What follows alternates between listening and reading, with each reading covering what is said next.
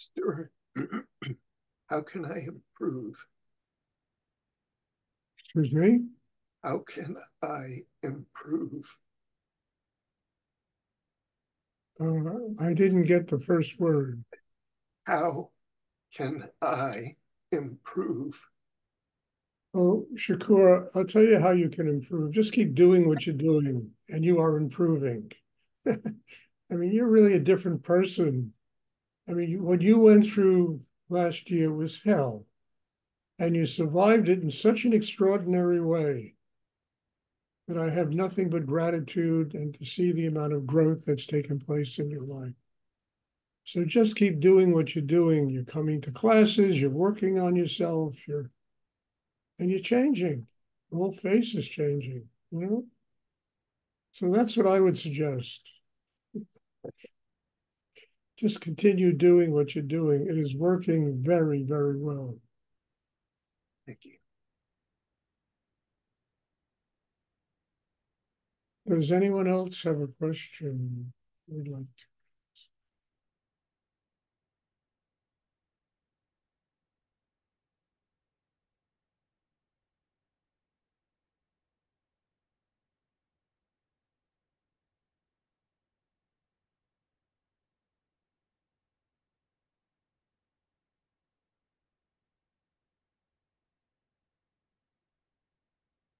Anyone have a question?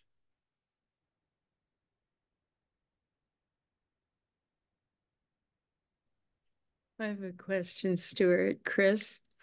Yes. Stuart,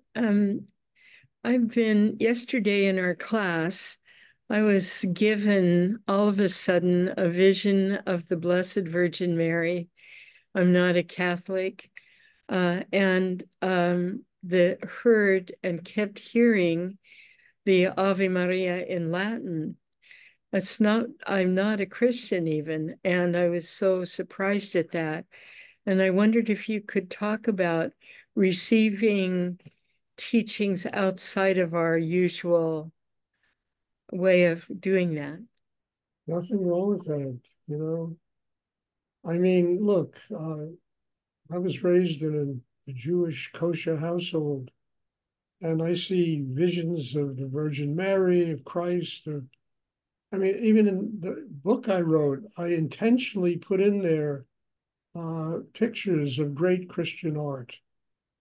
Great Christian, yeah, I put in there pictures of Muslim, Islamic art, Kabbalistic art, as well as, Hindu and Buddhist or Jain art. I wanted to have as many religions there as I could possibly fit in. And it all comes from the same place. Oh, I mean, look at, Mary was the Immaculate Conception lover of God, for God's sake, yeah, Her birth produced what they call the Son of God. I mean, it's all tantric.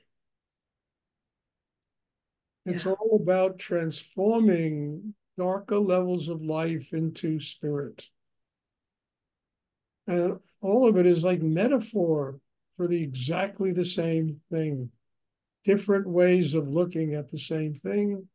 The horror is that people fight with each other. My way is better than your way. This is the only way to God. It's ridiculous. It's sheer stupidity, because there is no one way to God. And all of it, if you truly go to the essence of the mystical elements of Christianity, it is no different than the mystical elements of Hinduism and Buddhism. No different. yeah, Different images, different, things, names they talk about. And same mm, thing, Kabbalah and the Jewish. I mean, the first time I read about the Kabbalah, it was shocking to me that they developed a chakraman system. oh, They have a thing called the Sephirotic tree, and it's basically a chakraman system. It's like the Hindu and Buddhist chakraman. And I was amazed. I couldn't believe it when I first saw it. And then I began to realize, Stuart, it's all the same thing. Different ways of getting to the same answer. So there's nothing wrong with Virgin. I mean, look, to be frank, I just saw an object that I really want to buy, and it's the Virgin Mary with Jesus. It's a Oh, 17th century sculpture, beautiful, you know, and I have no problems with various and sundry religions. Nothing is really in conflict with anything else. People make it in conflict, and it's just stupidity. yes. And part of learning how to grow spiritually is the acceptance of God's world. Instead of my way is better than yours, it just leaves nothing to death and slaughter and people murdering each other. And that's been going on since the beginning of time. Yeah. Craziness. It's craziness. And just, I mean, you finally accept this is God's world. It's not our world. We are not here to judge life. We're here to learn how to grow because of what we experience in life and what we see in life and what we witness in life. So I have no problems with that, Chris. I mean, look, I listen to Handel's Messiah, the Hallelujah chorus, maybe once a week. Yeah, I've sung that 100 times. It's like a drop dead piece of music, you know, it's gorgeous. And, you know, Bach, and, you know, Thank you so I much. have that. I have a playlist of music I made. And you have Handel's Messiah and Bach's B minor Mass right next to Muslim, you know, Moroccan, you know, folk music. I love it, you know, and it all is beautiful. It's just an expression of culture, the best of the cultures, you know. Thank you so much, Stuart. You're welcome.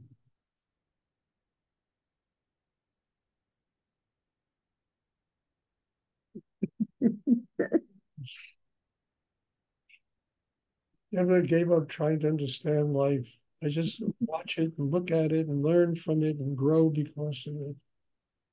And what really has come together is that everything is there to teach us how to not be prejudiced, how to not think that our way is the only way. I mean, if Kundalini yoga was the only way, there's maybe 20 people in the world that'll get enlightened. It can't be the only way. You know, I get a class of maybe 20 people here. So that in itself tells me it can't be the only way. There's got to be other ways that people do.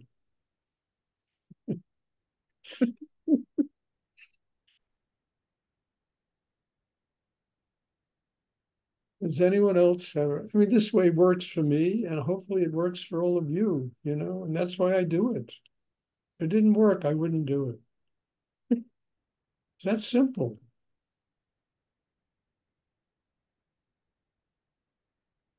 And even before I met Rudy, my only need was to have a spiritual life. That was tantamount to everything else.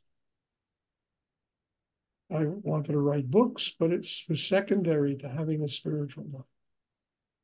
This is what made it possible. That's why I do it. It works for me.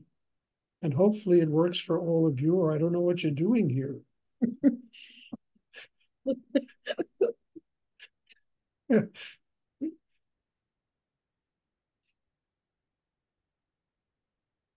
Does anyone else have a question?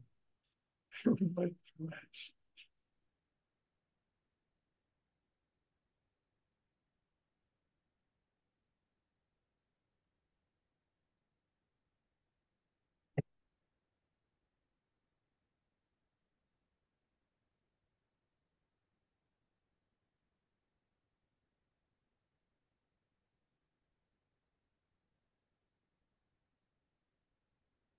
I remember when I was in Jerusalem, and I used to go to Israel quite a bit, and we went to Bethlehem, where there's this spectacular church. You know, Rafi, please wait 5 minutes to drink. Okay, there's a spectacular church there, the Church of the Nativity, and you know has these wonderful Byzantine mosaics, and isn't it fantastic?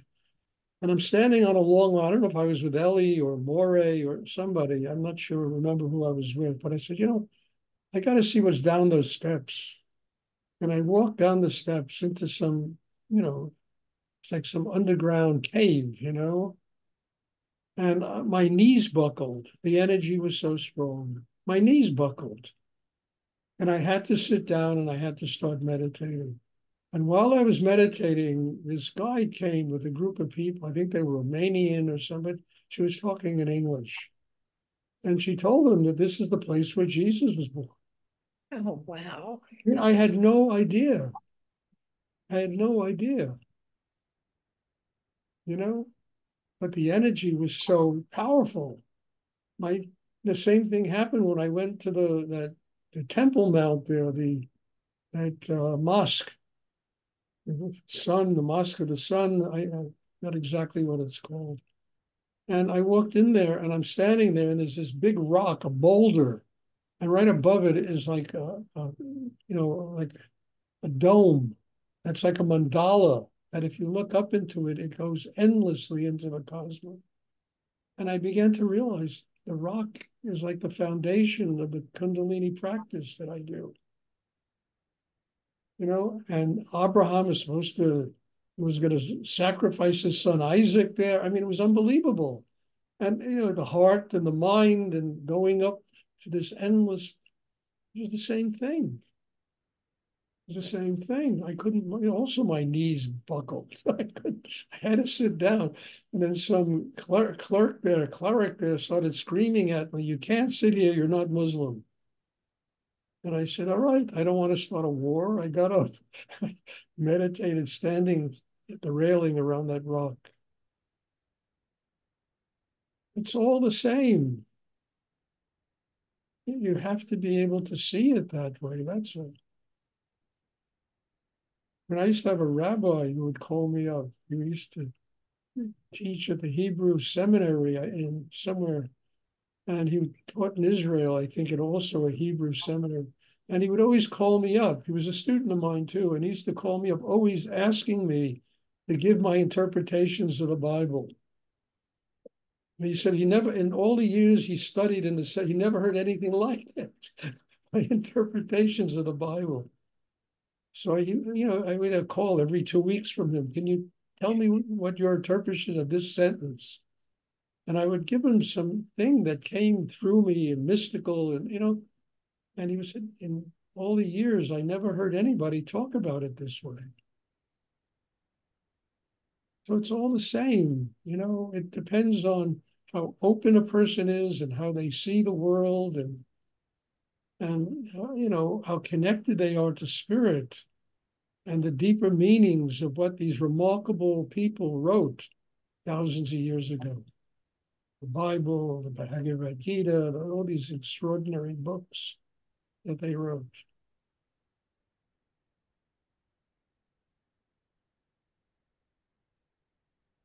Does anyone else have a question?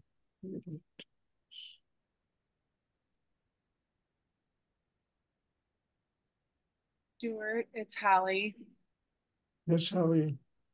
Can you speak about how Shakti connects with you and the lineage of teachers from the past? I mean, how does that feel to you? Or what is it that you do to connect with it? I have spent the last 50 years of my life developing a chakra system that is directly linked to higher energy in the universe. That energy in the universe is the Shakti that flows through me. And in order for that to flow through me, it's my responsibility to open my heart, to quiet my mind, to quiet my sexual energy. That's my responsibility. That's my obligation, my covenant with a higher force in the universe. That allows the Shakti to flow. And then it opens up in myself profound connections with spirit, God, whatever you want to call it. And that's how it works for me. And I don't think any two classes are ever the same.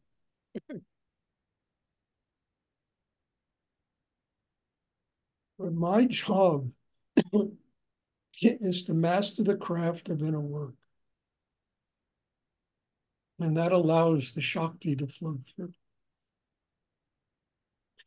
And in order for it to flow through and expand my heart center, my navel chakra, sexual area, understand?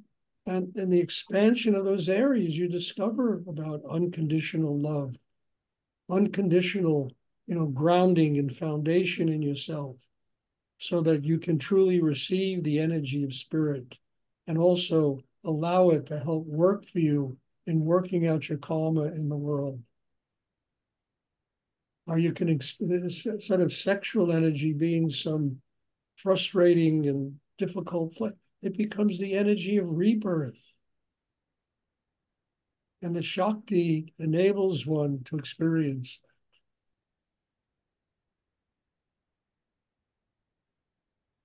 And that activates Kundalini. Well, that's how. But it's taken years. I don't think anyone else has to go through 50 years, but I've been doing this a very long time. And that's what it takes, the development of the kind of system inside that allows us to do three things. First, to be able to receive spiritual energy. That will transform us. Second, to allow that energy, to guide us in our life so that we make conscious decisions and we use things to grow spiritually that we experience in the world. And third is the activation of Kundalini, which is the pathway to enlightenment. All of this takes place inside a human being.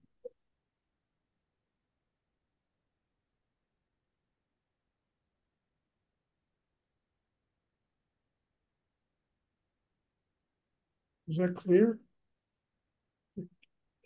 Does anyone else have a question?